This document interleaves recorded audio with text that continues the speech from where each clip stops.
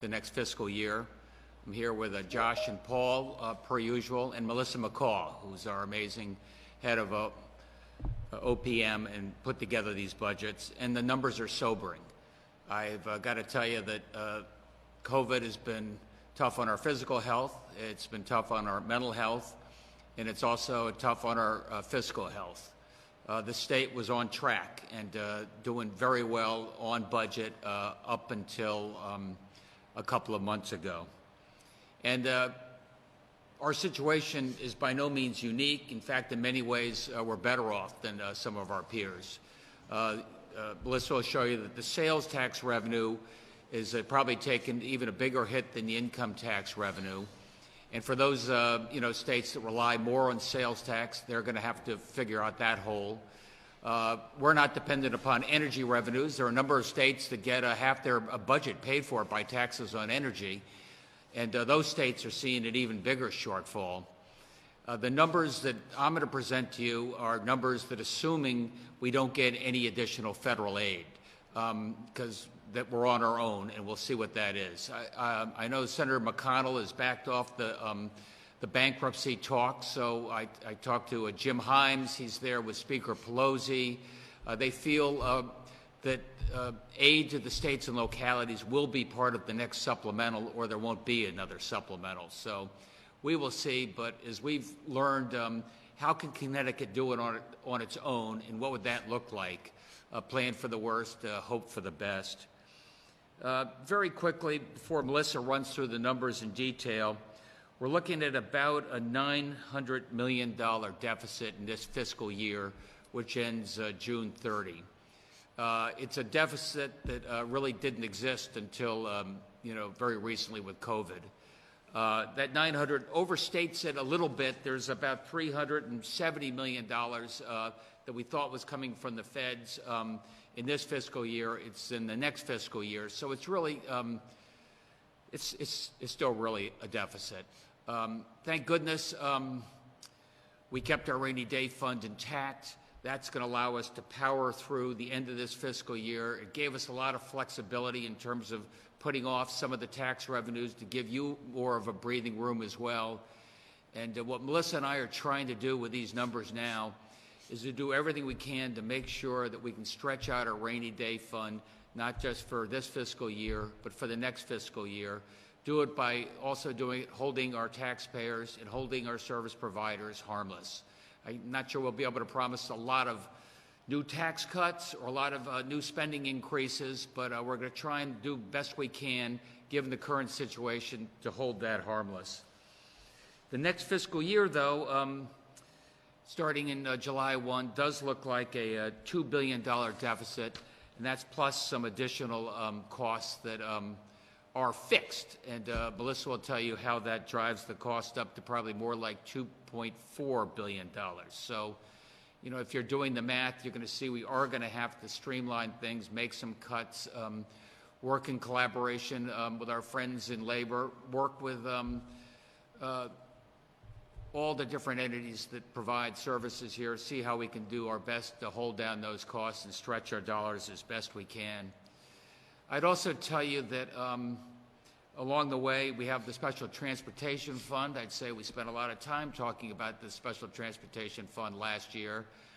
We had hoped that given a gasoline fuel tax revenues, the Special Transportation Fund would, at least stay solvent for another 3 or 4 years. Right now, it looks like, given the drastic cut in gasoline prices, drastic cut in revenues coming into the Special Transportation Fund with our share of the gas tax, that Special Transportation Fund probably runs out, will eat up the reserve funds by about July 1 of next year. So maybe we can sit down with the legislature. You heard my best ideas on how to shore up our Special Transportation Fund, and I'd love to work with you in terms of other ideas we have to shore this up. And there's not much left in the rainy day fund to play games with that as well. I just leave you with the fact, before Melissa takes over, that we're working hard every day. I think you're going to see some support from the federal government. How that's allocated, we'll see. To date, we've gotten about $1.4 billion. and you're saying, well, man, that's pretty good. You've got $1.4 billion. What more could you need? That goes specifically just to reimburse us for COVID-related expenses, testing expenses, healthcare overtime, a variety of things that are specifically related at the state level and at the local level. As Melissa will tell you, we're getting the ledger from the local municipal government within the next week, so we can see what their expenses have been, as well. We've got a preliminary budget on what we can do with that $1.4 billion, and we're trying to make sure that plays out over the course of the next year as well. So we've got that balanced going forward.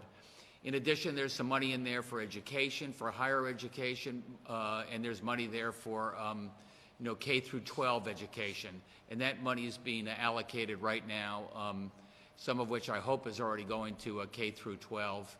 And finally, our hospitals obviously are putting out a lot of expense, and they're not getting the revenues they used to get from so-called elective surgery.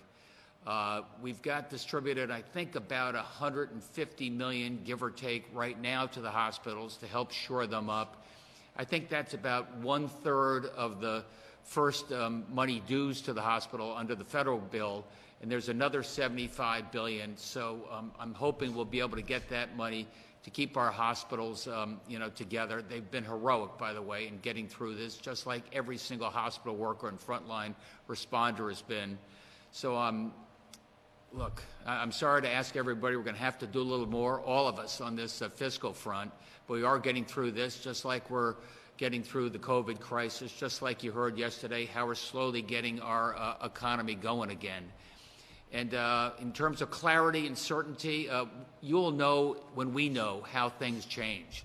We'll know how fast sales tax revenue starts picking up as we open up different pieces of Main Street economy.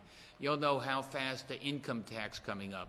Melissa's made best estimates, conservative estimates, which we think get us through for the next fiscal year. And we'll be making updates on this on a monthly basis. Melissa? Thank you very much, Governor. First of all, I just want to acknowledge the outstanding work of the Office of Policy and Management and the Office of Fiscal Analysis. We are required by statute to produce consensus revenue updates multiple times per year, and this is reflective of that combined effort, as well as is informed by economic data from IHS consultants, as well as Moody's, that is used by the Office of Fiscal Analysis. As the Governor indicated, for fiscal year 2020, our latest estimate for a projected shortfall is approximately $934 million. That does include revenue adjustments that are baked into the consensus revenue report that was released yesterday. Approximately $370 million of that shortfall is just the timing of receipt of federal funds based on the late approvals of our hospital settlement and the related state plan amendments that have to be validated and approved by the federal government. So the true shortfall in terms of revenue shortfall in fiscal 20 is about $570 million. And that's primarily in the areas of lower personal income taxes withholding. Obviously, we have a significant number of unemployed individuals in the state, and we immediately begin to see a reduction in income tax withholding. For the month of March alone, we saw a 3.7% reduction in withholding. And obviously, we were at the very early stages of our COVID economic impact in the state. As we are moving into fiscal year 2021, we have a budget that has been adopted and is in place that has not been amended. And that budget is a $20.2 billion budget. Based on the updated consensus revenues, we project revenues of $18 billion, leaving us with a revenue shortfall of about $2.164 billion. And the areas that significantly drive that obviously are, again, personal income tax withholding. From an economic growth rate perspective, we're seeing about a 4.5% reduction. Our personal income tax, the estimates and finals portion, and pass-through entity tax, that does contain a one portion of that would be the capital gains impact.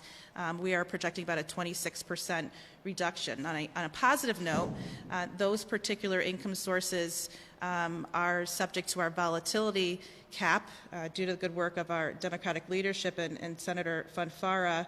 We do not budget all revenues that we anticipate to receive in a given year, so that helps to soften the impact to the budget.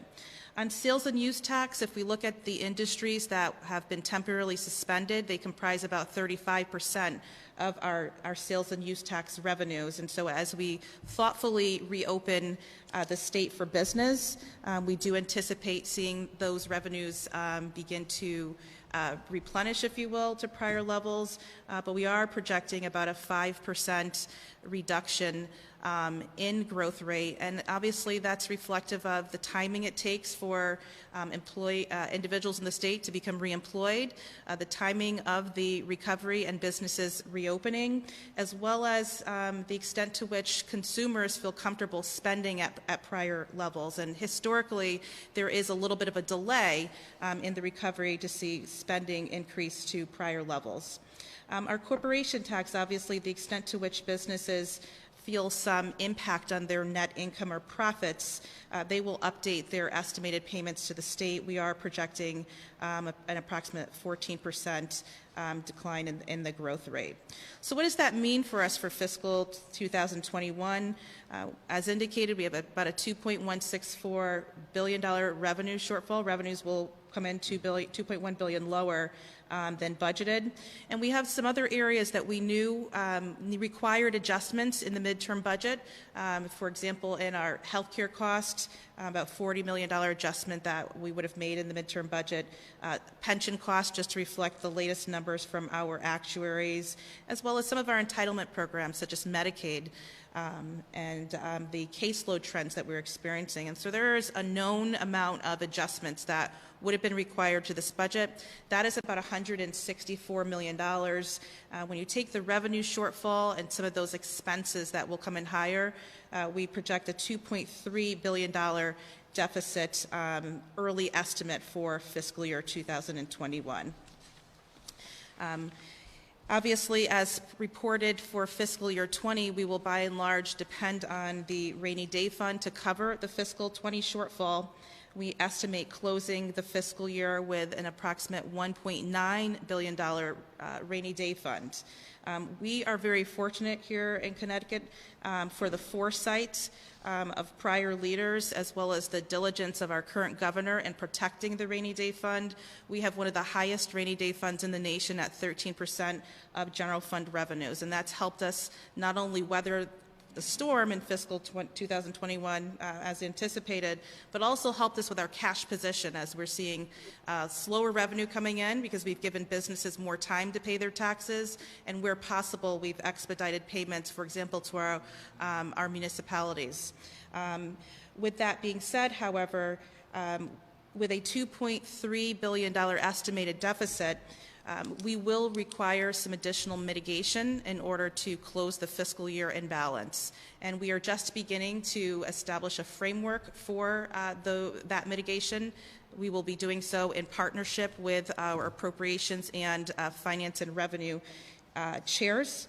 And the soft edges of that plan, if you will, would include some amount of revenue changes, which will be essentially holding revenues flat, and where there might have been some opportunity to give additional tax relief, we will likely be proposing to hold the line on those types of changes. We estimate about $100 million in revenue changes. We also estimate about $415 million in rescission and other deficit mitigation measures. The governor does have 5% rescission authority in statute, and any reductions above and beyond that would require legislative action. With those measures, we will be attempting to reduce the shortfall to $1.8 billion to allow us to be able to utilize the remaining budget reserve fund balance. I will note the following. Obviously, these are estimates. We will not know how we close the fiscal year 20 budget until August and September, and our true best first estimate for fiscal year 21 will be in November. Obviously, expenses can change. They can go up or go down, as well as revenue. So this will be a plan that continues to evolve. With respect to our special transportation fund, as the governor indicated, we also started the COVID downturn, if you will, with a really strong starting balance, 20% of the transportation fund appropriations in reserves. We do anticipate over fiscal 20 and fiscal 21 fully drawing down on those reserves, and that's due to decline in motor fuels taxes. Obviously, a lot of individuals are not driving into work, and we have very low motor fuels pricing right now. And that we're seeing the same thing in the oil companies' tax with respect to diesel fuel prices. That being said, the challenges we have in the transportation fund, we will have to confront them, and we'll have to confront them as early as approximately a year from now. I will say the following, that our federal government has been very swift in implementing significant measures to help with the economic decline. Obviously, stimulus payments have gone out to individuals to help stabilize their finances. That should stimulate some spending in the economy. The $600 unemployment bonus has started going out to the unemployed, and all of the stimulus funds that we've received, had they not been provided, the shortfalls would be much more significant. So in summary, our rainy day fund will be a major support in 2021. Connecticut is well positioned and one of the highest in the nation with that rainy day fund. We do believe that the rainy day fund will be inadequate. On a positive note, economists estimate that our recovery will begin as early as 2022, that this will be a swift downturn and we will begin to grow. However, we will need to look at additional mitigation to support our budgetary needs as Connecticut reopens and recovers. And as we've seen in prior downturns, it does take multiple years for our revenues to actually return to prior levels. But the governor has tasked the agency to work with our appropriates and finance chairs on a plan, and this is the beginning of that discussion. So with that, I will conclude that, and I believe we're going to open it up for Q&A. Go first to the Waterbury Republican American.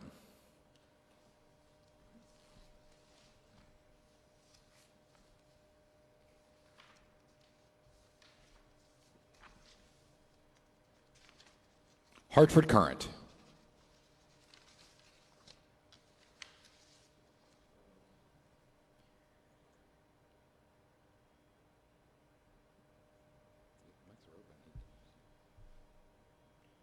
Hartford Current.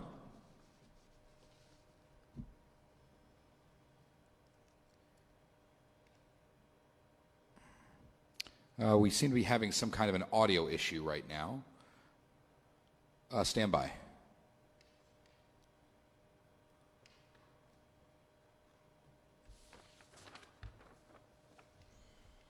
Yeah, I can't hear him.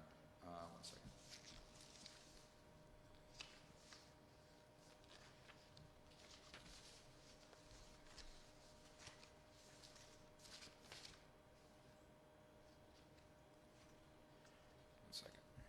Who had a higher rainy day fund balance?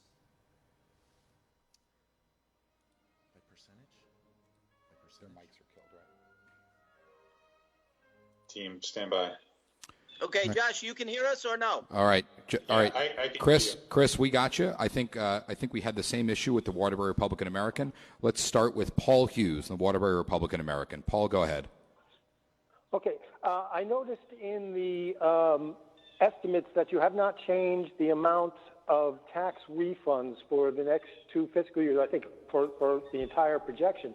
Why is that? Why wouldn't we see an increase in tax refunds, and how will that affect your deficit projection? Thank you for the question.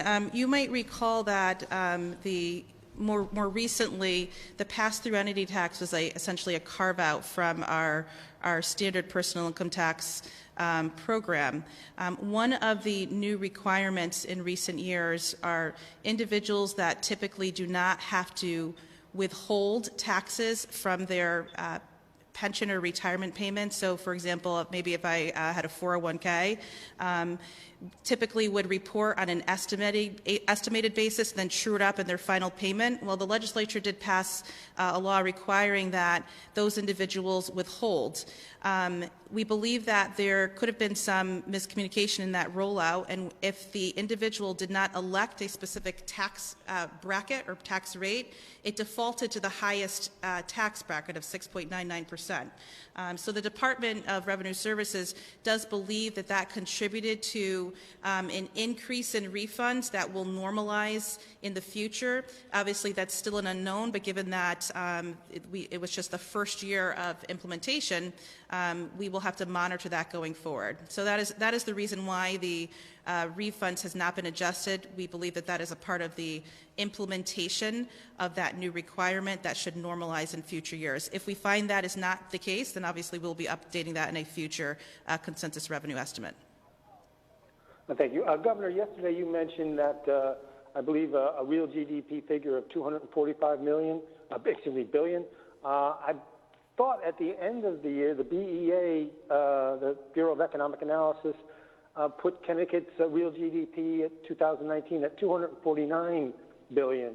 So have you made an adjustment? Are you anticipating some sort of reduction in the economy based on that figure?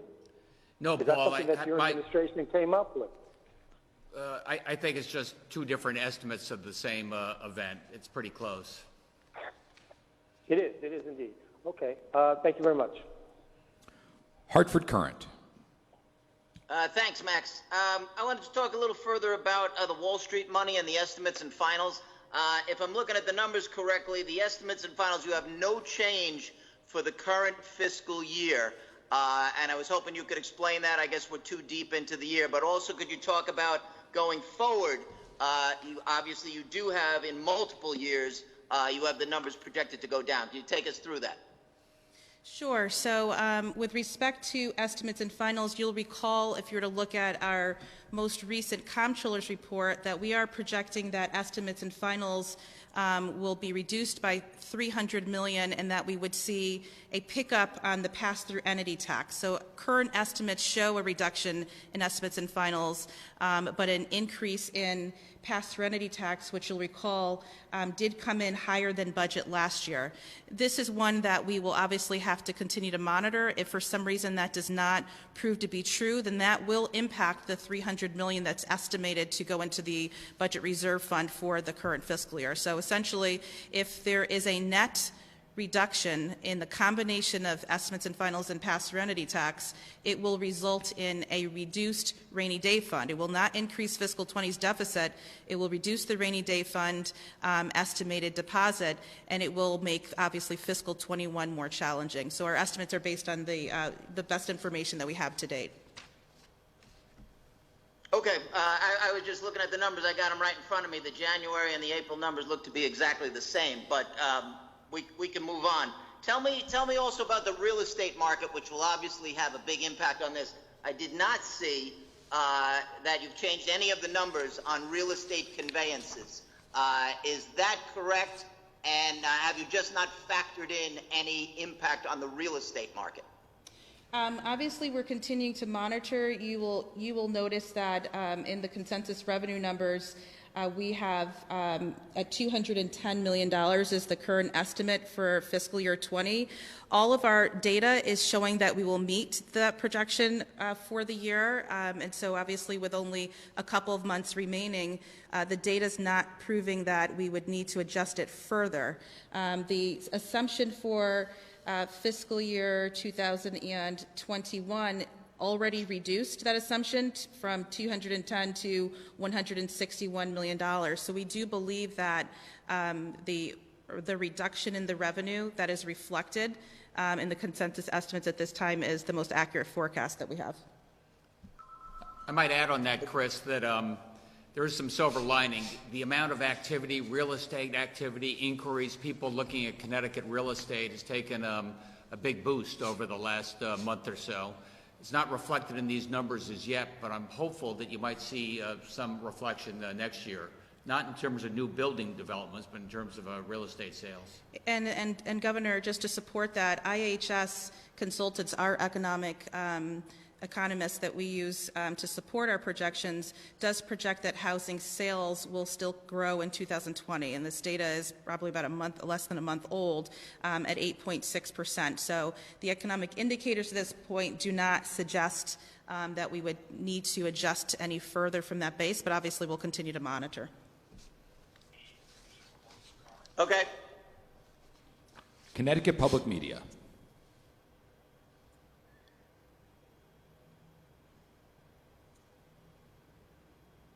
The Associated Press. Good morning, everyone. Melissa, I was wondering, given the large number of job losses that we have and the fact that Connecticut has expanded Medicaid eligibility, are you seeing an increased number of Medicaid costs? You know, how big of a budget burden is this? Thank you for the question. Yes, absolutely. Part of our response measures to COVID, naturally we're going to see an increase in Medicaid volume. But through the leadership of Commissioner Gifford and her work with OPM, we obviously have taken other measures to support the COVID response, such as reopening enrollment periods, covering more of the uninsured, waiving co-pays. We have also implemented measures such as to allow telemedicine. And so naturally you will see an increase in Medicaid expenditures. Fortunately, the federal government did increase our reimbursement rate by 6 percentage points.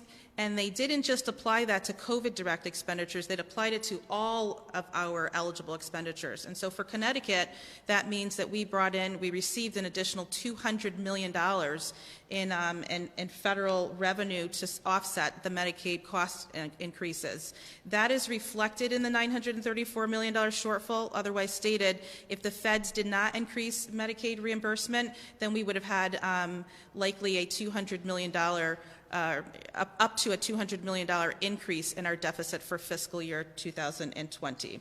They've made that commitment through June 30th, which is the time period in which the feds have extended the national emergency. So we'll continue to monitor if the feds will make that commitment beyond June 30th, but for right now, they've stood up a really good response to help support those additional costs they're incurring. Thank you for that. And Josh, I was hoping to ask you a question about the numbers that came out last night for nursing homes and assisted living facilities. I saw that there weren't any numbers regarding the number of deaths in assisted living facilities, and I wondered why. And also, is the administration looking at other senior living facilities? There's things out there like independent living, active adult communities, these continuing care communities. Are you guys monitoring any kind of COVID outbreaks in those places as well? Yeah, our team at Department of Public Health is in contact with a wide variety of facilities, including the ones you mentioned. With regards to the data last night that we reported for the first time on assisted living facilities, we do intend to report deaths in the future.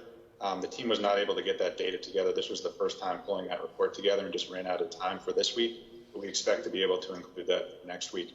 But we're pleased to be able to get out some data. I think it's a first. I'm not sure of other states that are reporting any data in this regard. So it's a start, but we'll add to it in the coming weeks. And are they on the morning call, assisted livings, or is that mostly just with nursing homes in terms of asking if they need supplies and information? Yeah, so it's both. And as the governor issued an executive order now a couple of weeks ago mandating assisted living facilities also report to the state with their status, their statistics, and any needs that they have from a mutual aid perspective. Thank you. News 12 Connecticut.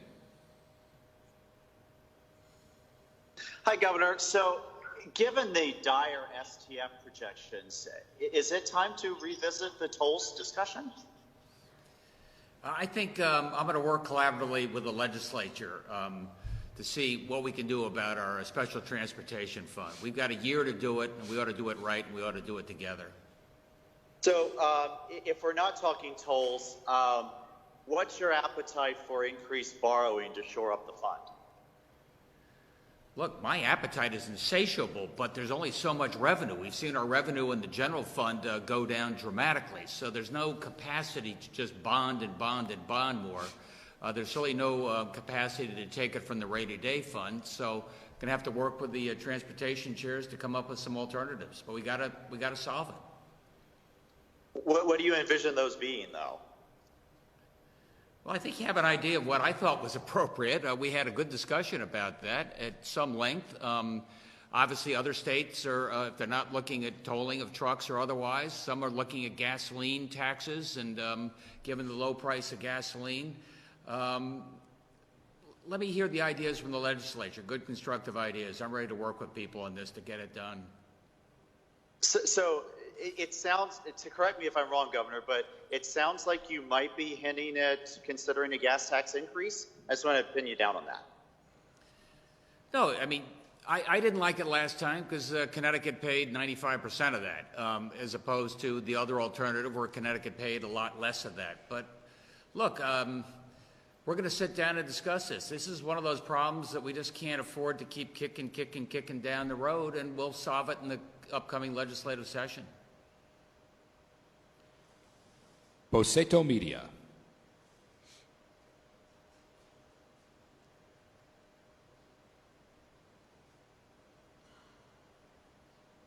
Hi, everyone.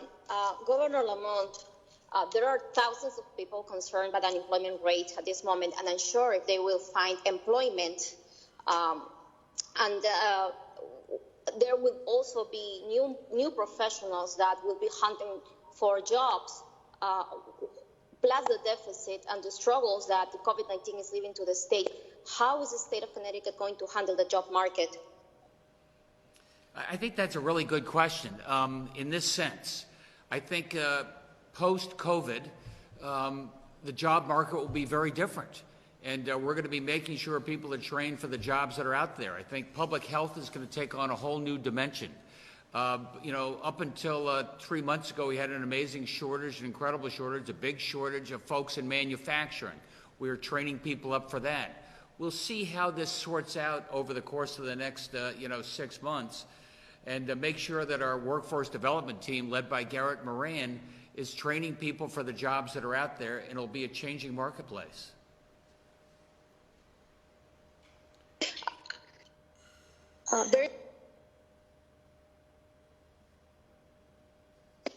One more question, Governor. So that means that Connecticut is going to follow the steps of New York in the tracing and the strategy to hire professionals to find out if any other people is getting infected, and that way maybe create jobs in the health industry for young professionals in that area? Well, we are certainly going to be doing track and tracing. We're doing that right now. We're doing that with volunteers. Josh and our team are ramping up right now, going out to other public health folks, some in public health schools, seeing if we can get them allied with our public health department spread around the state, and ramp up our track and trace. I think we're doing that in a big way in time for May 20th, and as we selectively start opening our businesses. And Governor, thank you for the question. A lot of the steps that the federal government has taken, the idea is to help bridge the loss for businesses so that they are ready to reopen and rehire, coupled with the Bridge Recovery Program that Commissioner Lehman has rolled out. We are hopeful that that will allow business to open and to rehire. When you couple that with the work that is underway by Garrett Moran that the governor references, there's always an opportunity to evaluate the market and the extent to which new jobs or new demand for jobs such as in the healthcare industry becomes available, and how the state can be a part of that solution. But I think what's unique about this particular downturn is the response the feds have made, and that is really to bridge the time and bridge some of those losses for businesses so that they're able to reopen and to rebound. And so obviously we will continue to monitor that, and that will directly impact the ability for individuals to become gainfully reemployed, but also the state's revenue estimates. Channel 3 Eyewitness News. All right, thank you. Thank you. I had a couple of questions. One, you had mentioned earlier that the rainy day fund will be very helpful in this case, and we have one of the highest in the country. That you don't want to raise taxes, but certain tax relief because of revenues changes.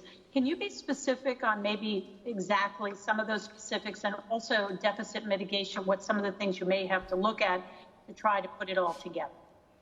I'll give you an example, but out of respect for our legislative leaders and our Probes and Finance chairs, we want to have those more detailed conversations. But one example of a revenue change could be the proposed corporate 10% surcharge that would go down to 0%. That would be tax relief. That might be an item that we'd like to discuss, holding it at the 10%. It doesn't mean that it is a increased amount of tax liability for business. It just means that your current level of tax liability would remain in place. Those are the types of items that we would like to consider. Obviously, the goal is not to do damage to our tax constituents at a time when they're trying to rebuild and recover. Governor has broad rescission authority, but he will be looking at those rescissions on a case-by-case basis. Obviously, he wouldn't want to harm a public health district at a time we're in the middle of a public health crisis. And those are the types of customized conversations, if you will, that we'll begin to have with our legislative partners. And you'll hear more about that in the weeks to come. And the other question I had was for Governor Lamont. Yesterday, we're getting closer to this May 20th deadline. And I think while a lot of people are maybe excited about that, a lot of people have reservations and are concerned about reopening. But you have to go back to work, right, in order to get unemployment, if you're not working. But if you can go back to work, how do you relieve people's fears about, because it's going to take a long time before everyone's up to speed or feeling comfortable about going to a restaurant. And will they feel comfortable if everybody's wearing a mask? Yeah, so that's the right question.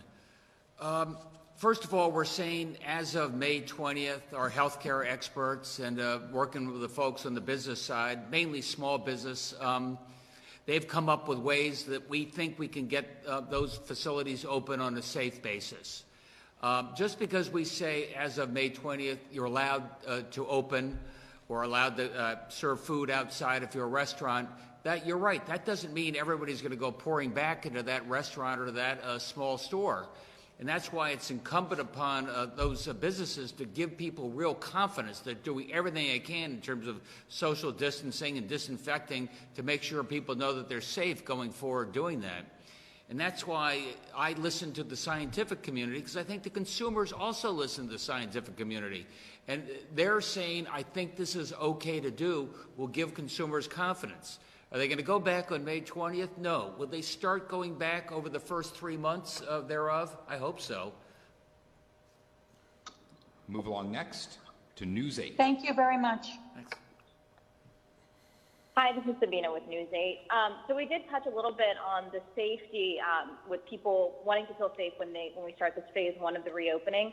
I wanted to talk a little bit more about consumer confidence in terms of spending, since we heard that obviously that's going to be a major issue with the recovery. What can you tell people, some of whom have faced scarcity for the first time in a long time in their lives? A lot of whom have already spent that stimulus check, maybe on rent. They're just starting to catch up with their bills with that $600 plus up. What do you tell them about going out as the state begins to reopen and starting to spend some of that money outside the grocery store? I think our experience has been, and looking at Georgia and other places opening up early, is that we have to listen to the healthcare professionals. We have to follow their lead. And if we give consumers confidence that they are doing this in a measured way with their approval, with the appropriate testing, with the appropriate disinfecting, that will give the consumers confidence to go back sooner. If we try and just rush it back over the concerns of the public health professionals, I think the opposite will happen. You'll have some open stores that are empty, and that's no good for anybody. I just mean, how do you tell people to go out and spend money when a lot of them have this fear of scarcity, whether it's founded or not, about some of these new social safety net funds running out? We saw that rush with the self-employed yesterday with the DOL portal. A lot of them were saying, they wanted to be first in line because they were worried the money would run out. We know that the money doesn't look like it'll run out until the end of the year, but there's that fear. No, there is that fear, and a lot of the federal supports only go through June 30th, like Melissa was saying. That's why we have spent so much effort trying to find a safe way to reopen the economy. There's nothing better for consumer confidence than have your job back. and have that paycheck coming back. And you're not always wondering what Washington's going to do on June 30th. So that said, I got to balance that with the health care risks. And that's why we lead with public health, because the economy never comes back until the consumer is confident that the public health is under control. I just have one quick question for Josh. Have any of nursing homes or assisted living facilities to date have faced any enforcement actions or any fines from the Department of Health? The Department of Health has issued a number of letters and findings to specific facilities based on inspections that have now been completed over the last 2 weeks with every single nursing home and several dozen assisted living facilities. The way the process works is that once a letter or a finding is issued, that facility has 10 days to respond, after which at point in time that report becomes public, and so we will share those reports obviously as they are publicly available after the facility has a chance to respond. Thank you. Move along next to the Day of New London. Hello, Governor. I wanted to ask, in regard to the reopening, whether or not there's been consideration given to a geographic phase-in.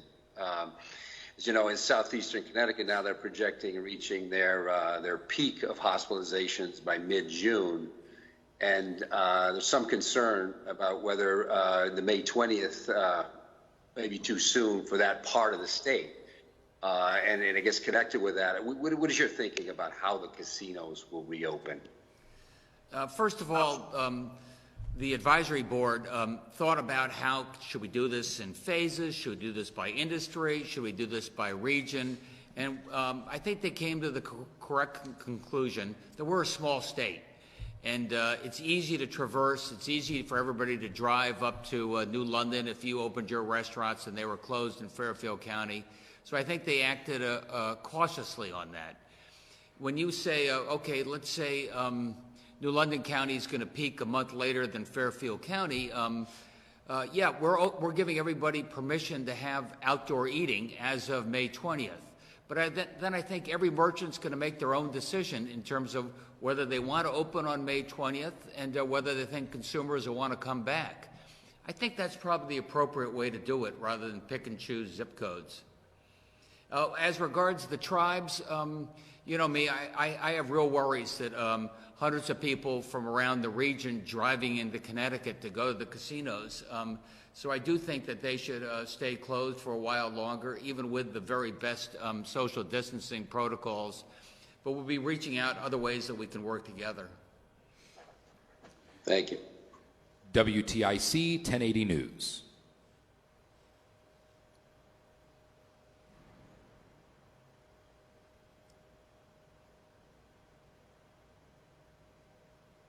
Connecticut Mirror. Thanks, Max. Good morning, everyone. Melissa, I just want to clarify one thing about the Medicaid money. We've seen projections that between this fiscal year and next, our Medicaid reimbursements will be like $400 million. Of course, we have to spend more to get that money. Is there anything else in any of the federal dollars that could also be used as revenue in FY21, or is it just this Medicaid reimbursement? So Keith, how are you? So the other very flexible source of funding and stimulus besides the increased FMAP percentage would be just the general coronavirus relief fund. So the extent to which we can carve out expenses that we had to stand up that were directly COVID related can be funded from the coronavirus relief fund. And so we are obviously trying to strike a balance between leveraging a funding source that's 100%, can cover 100% cost, versus under the FMAP, depending on the population, it might be a 56% reimbursement. And so obviously the state is going to seek to stretch that rainy day fund and utilize its 100% funding source first. Some of those types of costs could be, for example, some of the nursing home relief. For example, if a nursing home had to come in for hardship, we could easily carve out that direct cost and perhaps not put that through Medicaid and instead put that through Coronavirus Relief Fund. Those are the types of kind of line-by-line discussions that are going on between OPM and the respective department so that we can really maximize use of the Coronavirus Relief Fund, minimize some of the impact on the general fund and the rainy day fund. We do have to strike the right balance. If we receive funding and FMAP revenue, increased revenue, we need to demonstrate that we had costs that align with that revenue. So there's a balancing act that is required, but really the most flexible other option would be the Coronavirus Relief Fund. And what's our share of the Coronavirus Relief Fund? So the total amount that Connecticut has received is $1.4 billion.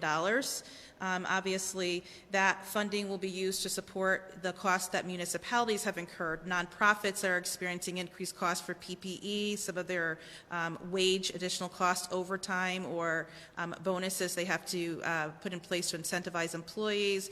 The hospitals indicate that they are still struggling. Our residential care facilities, we've stood up some shelter-related expenses, our state PPE costs, our testing costs. So that pot of money will need to be stretched to support a broad array of stakeholders. But again, just to be clear, we don't have extreme flexibility with that Coronavirus Relief Fund money. We couldn't say, hey, we're going to take that money and use it to bolster education grants necessarily for cities and towns. We have to show a direct link to a COVID expenditure. That is correct, and it also has to be an unbudgeted, so obviously no supplanting allowed. If the local education authority had already budgeted for a cost, they can't say, well, instead we'd like to use Coronavirus Relief Fund. The other thing, obviously, is there are separate allocations from the federal government for education, so we would start with giving educational support through the K-12 Emergency Relief Fund that Commissioner Cardona is in the process of rolling out allocations, and then if there were costs above and beyond that, they could be considered from that source. Today, May 1st, municipalities will be submitting a report to OPM on the impact that they are experiencing for increased costs that would be eligible to, and that'll help us determine how much of that Coronavirus Relief Fund we need to dedicate to support the impact in local municipalities. We are hearing, though, by and large, their impact is more so lost revenues or cash flow challenges, and that some of those expenses are actually rather low. But we'll know once the report is compiled. Thank you. NBC Connecticut. Good to see you. Melissa, could you clarify when you said that economists believe the economy will rebound in 2022? Was that the fiscal year that begins in 2021 or the actual year 2022? That is correct. The fiscal year that begins July 1, 2021, and that is one of the distinct differences between the economic impact in this current small downturn, I'm going to call it, as compared to 2008, 2009, as you know, the economists project as V-shaped. It's sharp. It's a downward impact for a quarter or thereabouts of fiscal 20 and into fiscal 21, but then we begin to see growth. And obviously, the extent to which our businesses actually recover and we reopen and recover will impact those estimates. But that is correct. July 1, 2021. Thank you for clarifying. And Governor, you said as you look for solutions for this deficit, you were going to call on our friends in labor. Can you talk to me a little bit more about what you'll be asking them to do or what you envision those conversations looking like? Yeah, I mean, first of all, to Melissa's question, whether the economy comes back like this, because we had a very strong economy until COVID, or whether it goes back more gradually like a more traditional recession, I think that's going to be key to public health. And as long as the professionals there are giving consumers confidence it's safe to go back, you'll have a better and more robust, recovery. So we'll see what that means. Look, overall, I think all the stakeholders are going to have to be at the table, and that includes our friends in labor. And I'm going to be asking them to help with the pain that we're all sharing around this state right now. You look at the incredible number of people who are unemployed, you see the stress upon our budget, but it probably is best for me just to talk to people personally before talking to everybody else. Okay, I want to address a question. I tried to ask this yesterday. I think there were some audio issues. The DOL said it would start accepting unemployment applications from the self-employed yesterday, as you well know. But in reality, the only part of the process that was available for those self-employed to fill out has actually been on the website since the COVID crisis started.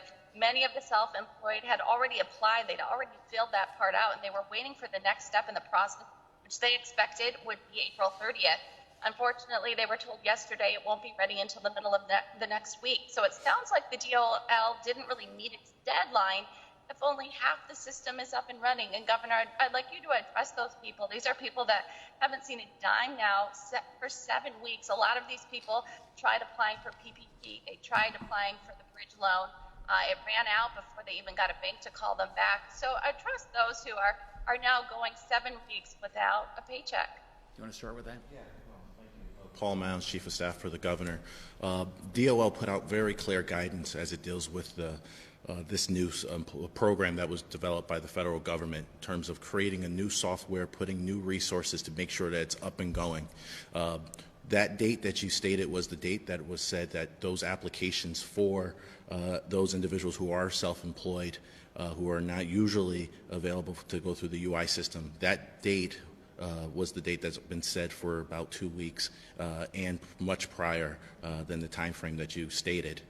So the DOL has been working vigorously. I thank the staff, the commissioner, and the whole team over there who put together a new software system that is up and running, that has accepted applications, and will be continuously responsive to those individuals who are self-employed, so they have the clarity that they're looking for. I completely understand. I think the governor has spoke vigorously about this in terms of how sympathetic he is to those who weren't usually able to go through the UI system.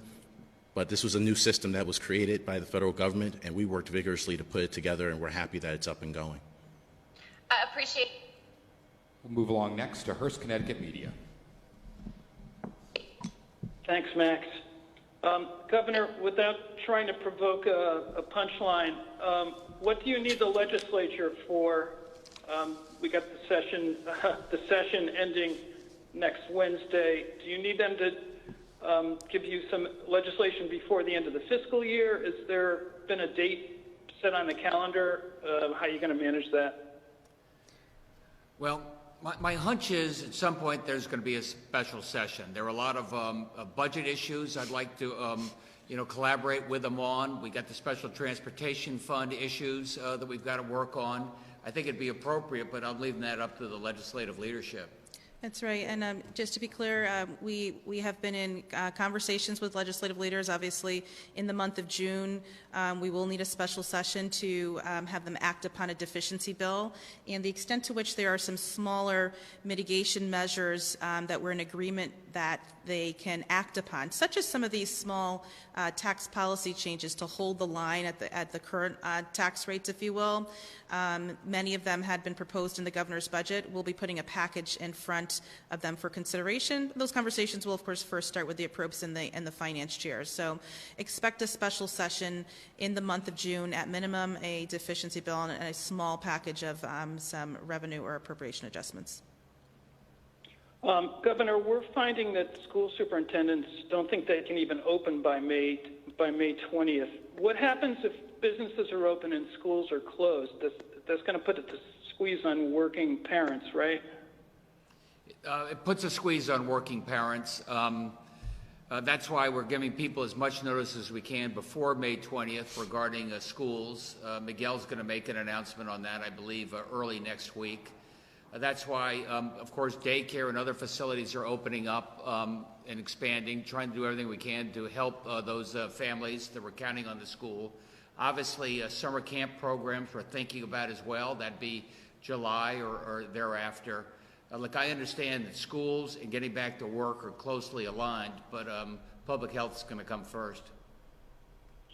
And, Governor, is it too early to ask you whether there's a reopening plan to get prisons back to normal, allow people to visit and stuff? Prisons back to normal. I think it's too early. I mean, right now we're watching the folks in the correctional facilities really carefully, doing everything they can to tamp down the possible spread there. And a little like a nursing home, sometimes people from the outside coming in can bring the germ with them. But we're going to get back to normal there as soon as we can, but not now. Thank you. CT News Junkie. Thanks, Max. I wanted to know whether we're at the point right now with the budget where it's going to impact our debt limit. No, we are not. Not at this time. Okay. Okay, not at this time. And Governor, I just want to make sure that I'm understanding you correctly. Are you going to ask the unions to reopen the contract that doesn't expire until 2027? No, but I am going to sit down with our friends in labor and see how we can work through this together. And what would that look like? I mean, if they're not changing the, if you're not negotiating a contract, are you asking them to voluntarily give back? And can I get back to you on that? Okay. Fox 61. Hi, good morning, everyone. Fox 61's Brian Ditlake. A couple questions for you all this morning. The first one being, Governor, you signed an executive order in March that granted immunity for healthcare facilities against civil action during this crisis. But given that we know several nursing homes are under state investigation, would you consider lifting that immunity if it's determined that there was wrongdoing?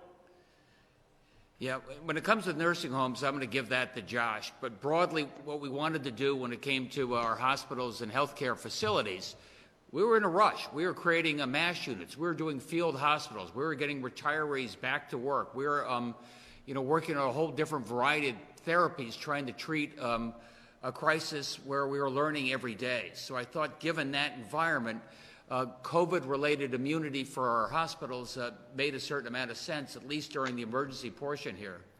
Josh, do you want to talk about the nursing homes? Yeah, I think it's worth reminding that under existing law, the Commissioner of Public Health has quite broad discretion to levy discipline on nursing homes that where it's appropriate, ranging from findings and recommendations all the way up through fines and ultimately potentially revoking operating license or effectively putting that nursing home operator out of business. So there are levers to bring significant consequences to bear if it's appropriate under current law. Thank you. And Governor, on schools, are you considering a possible reopening before the end of the year that might be based on age? Maybe letting high schools reopen but keeping schools closed for younger kids who may find it harder to follow social distancing? Look, these are all good ideas, interesting ideas. That's why I have our educational leaders. We have a whole educational subcommittee to our Reopen Task Force. The teachers are well represented there. And let me get their recommendation, which I'm going to have by the end of today. And thank you. And my last question for this morning, due to a rally that's being held today here in the state capitol by the state's immigrant community, and I quote one leader who says that immigrant workers are putting their lives on the line, but they are being excluded from relief. In their rally, they're hoping for a disaster relief fund from your administration. What is your administration doing in terms of supporting this specific group, and what are your thoughts on this at all? In terms of frontline workers, we're doing what we can. We're getting them the PPE. We're making sure that they are protected. We're trying to set up daycare and expand opportunity there to make sure those people are taken care of. Making sure that health care is provided for each and every one of those people with no cost for testing, no cost for treatment, and working very hard, making sure that that there's housing for them or a place for them to stay if they're in a congested area in home or whatever and they found to be infected. So we're working very hard there to make sure that nobody is left behind in this community. I think with that's about a wrap. Look, we're trying to get in front of this thing and try to share with you everything we know when it comes to the healthcare side of this crisis, when it comes to the fiscal side of this crisis, when it comes to reopening. And that's why we're going to keep doing these type of public interfaces as best we can. In the meantime, we work every day with the legislative leadership and give them similar briefings to what we're giving you right here. And I think you get a sense as you listen to the complexity of public health and job opening and individuals' budgets and the state budgets, how we're trying to weave this together in a way that gets our economy going again, and it will never get going again until people feel confidence about the public health. Hopefully we're getting that right. We learn a little bit every day, and what we learn we share with each and every one of you. Thanks, everybody.